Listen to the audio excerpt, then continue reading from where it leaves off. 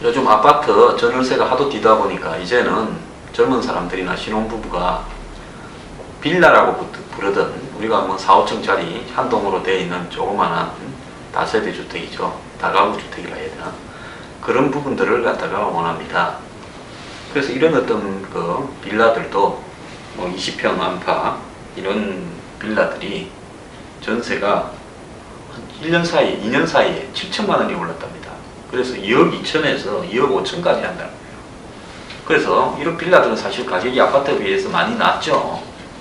그런데 이런 빌라들의 사는 가격이나 전세 가격이 거의 같아졌다는 겁니다.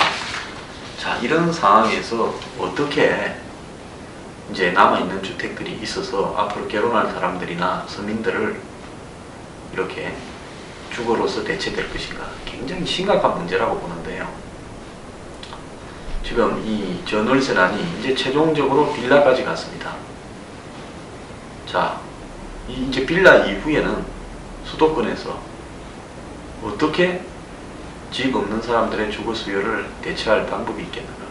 근데 정부는요, 이 부분에 있어서는 별로 전월세 대책에 대해서 심각성을 고민을 안 하는 건지 일부러 방치하는 건지 조금 이해갈 수 없는 방치형 부동산 예를 들어서 가격 상승을 유도하고 있는 게 아닌가 이런 생각도 듭니다. 이러다가는요, 나중에 대선이나 이럴 때 큰 문제 생깁니다.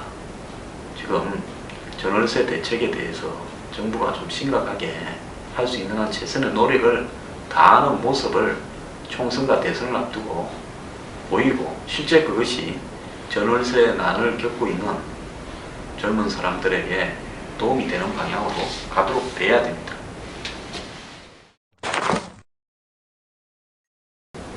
경남 통영에는요, 남해안에서는 요트가 좀 많이 있습니다. 마리나 타운이라고 있죠.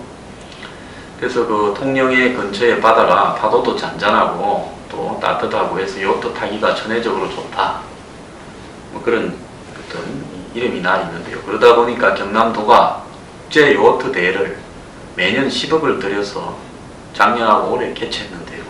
두 번 다 대회가 중단이 되었습니다. 국제 대회가 두 번 다 중도에 중단되는 일들은 거의 드물다고 저는 보고 있는데요. 작년에는 멜치 여성과 요트가 충돌해서 한 명이 죽음으로써 대회가 중단이 되고요. 올해는 120척이 서로 앞에 나가려다가 요트끼리 충돌해서 또 한 명이 죽음으로써 대회가 중단이 됐답니다. 그래서 국민의 혈세가 10억씩 들어가면서 이 통영이라는 어떤 이 항구를 알리려고 이런 대회를 열었을 건데, 그 대회에서 매년 이렇게 사람이 죽어나가면 통영이 어떻게 세계적으로 알려지겠습니까? 국제 요트 대회가 아니라 사람이 죽어나가는 대회가 돼서 2연속으로 중단이 됐다면 이거는 설명할 방법이 없는 겁니다. 이제 대회는 그만 열어야 되고요.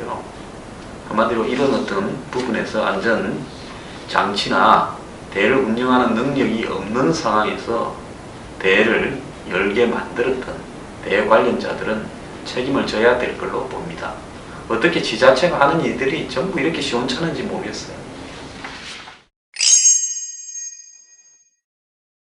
실수령액이 210만 원인 28세 남성과 국민연금으로 108만 원을 받는 대기업 퇴직노인 부부, 누가 더 행복하냐, 누가 더 쓸 돈이 많냐, 이걸 비교하는 경이로운 기사가 하나 있었습니다. 28세 김 씨는 국립대학을 나와가지고 IT 중소기업에 취직을 했는데, 벤처기업이죠. 월급의 실수령액이 한 210만 원이니까 이분이 이제 받는 월급은 240만 원, 50만 원 사이쯤 될 겁니다. 뗄 거 떼고 210만 원을 받아요. 뭐 많다고는 할 수 없지만 또래치고는 적지 않은 월급입니다. 대졸 4년, 대학 4년을 다니고 직장에 취직한 사람들이 대부분 이 이하입니다. 월급 실수령액이요.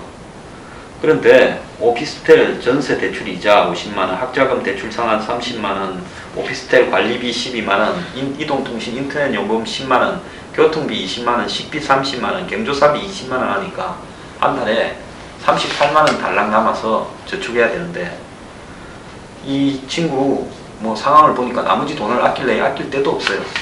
그런데 이제 대기업에서 은퇴한 63세 이분은 매달 108만 원을 받는데 요즘 뭐 좀 이렇게 국민연금 깎이는 분위기가 좀 줄어든 겁니다.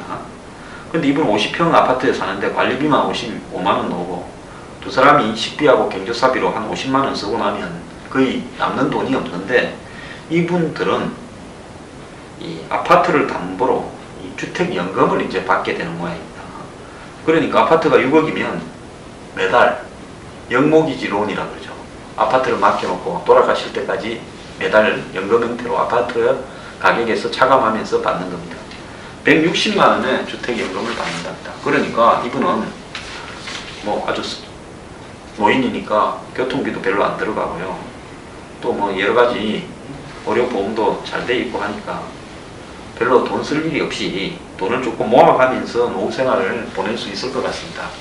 그래서 이 젊은 세대가요, 열심히 일해도 은퇴한 사람만도 실속이 없다 라는 것은 이 사회가 앞으로 정말 좀 문제일 수 있다. 특히 여기 실수령의 210만 원은요, 보편적인 젊은이층보다는 좀 나은 사람입니다. 이 사람이 이 정도면 나머지 젊은이들은 어떻게 살아가겠습니까? 참 걱정입니다. 일본에도요, 지금 노인들이, 막 은퇴한 노인들, 일본의 단카이 세대라고 부르는 그 세대가 제일 부자고 젊은 사람들은 다 거지다, 직장이 있든 없든 이러는데 우리도 그 사정이 일본과 별로 다르지 않은 것 같습니다.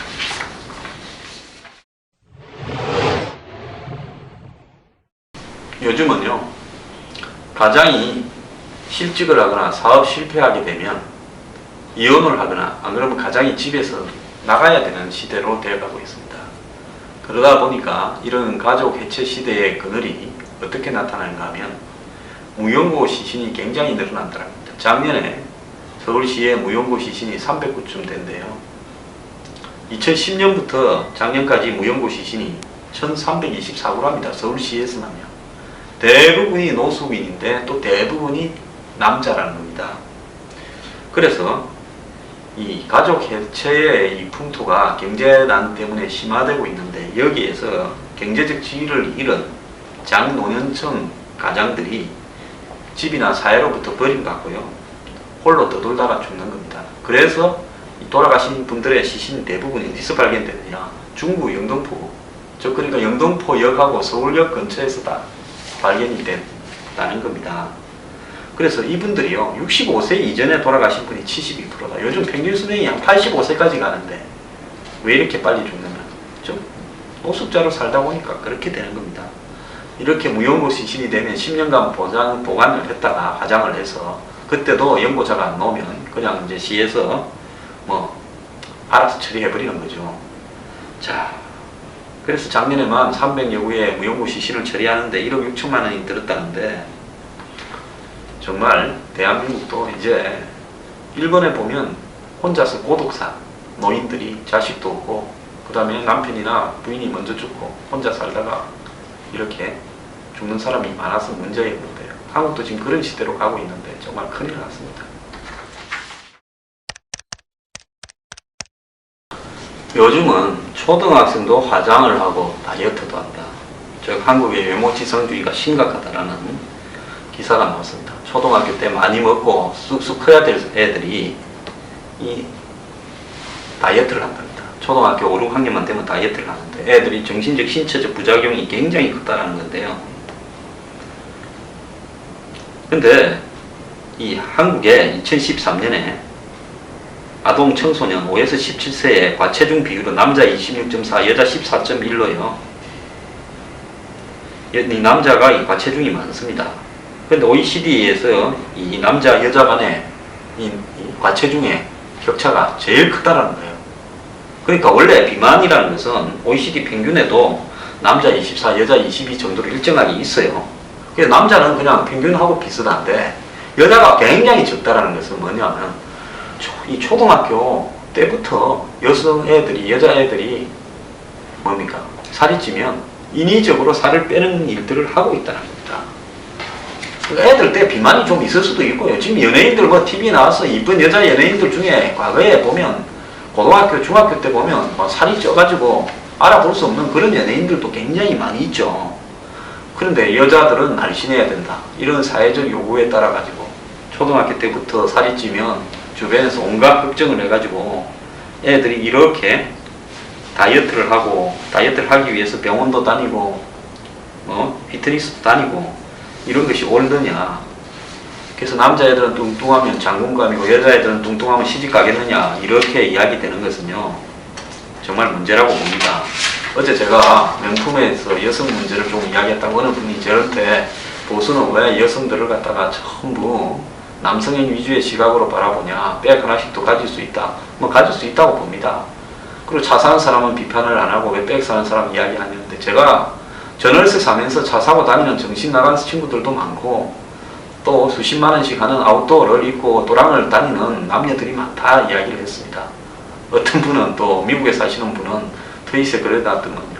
산타모니카 해변에 한국에 관광객들이 많이 오는데 해변에 오면서 아웃도어 입고 명품 백 들고 온다. 저의 그 이야기를 드린 것은 여성에 대한 어떤 비뚤어진 시각이나 보수적 시각 때문에 한 것은 아닙니다. 다만 한국이 전 세계 명품 사회에 봉이되고 있고 그런 어떤 부분에서 실제로 이 명품 업체의 전략보다도 한국 사회의 문화가 그렇게 흘러가고 있다 보니까 마치 상류층의 문화가 대중들에게 그렇게 퍼져나가고 있고 과시적 소비가 반발하다 보니까 그런 어떤 그렇게 하지 않아야 될 계층도 그렇게 가는 순간적인 만족을 느끼는데 집중되고 있다. 이런 사회 현상을 이야기한 겁니다. 마찬가지로 이 여성에 대해서 이렇게 초등학교 때부터 살을 빼고자 하고 또 성형을 시키고 또 더 나아가서 화장을 시키고 이런 부분은요 정말 이건 애 교육 잘못 시키는 겁니다. 그래서 요즘 보면 중고등학교 때 성형한 애들이 굉장히 많습니다. 대학교 들어가면 제일 처음 하는 일이 성형한다고 하지 않습니까? 전부 비슷하게 생긴 개성 없는 사회에서 인위적인 미인이 뭔 의미가 있겠습니까? 그래서 제발 남 하는 거 하지 말고 세상에서 선을 좀 긋고 그냥 자기 하고 싶은 대로 자녀를 교육시키고 좀 독단적인 판단으로 살아가는 그런 시대가 됐으면 좋겠습니다.